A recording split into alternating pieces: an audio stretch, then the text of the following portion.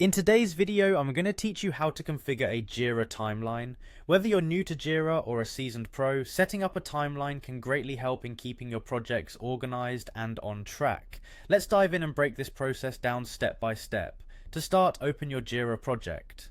Once there, navigate to the project view where you'll find several options on the sidebar. Look for the timeline option and give it a click. This will bring you to a visual layout of your project schedule where you can begin to map out your work. On the timeline page, you'll notice a button labeled Plus Create Epic, positioned conveniently where you can easily find it. This is your starting point for building out a structured overview. Click on this button to initiate your first epic, which is essentially a big chunk of work or a large body of tasks to be accomplished. With the Plus Create Epic clicked, you'll be prompted to enter a name for your new epic. Choose something descriptive and relevant to its scope, then press enter on your keyboard to save it. Naming your epics clearly can help keep everything more organized as your timeline expands with various pieces of work.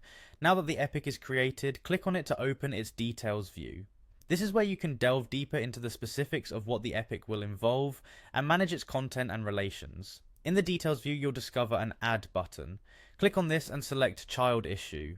Child issues are smaller tasks or stories that belong to your epic. Think of them as the individual components that make up the larger picture.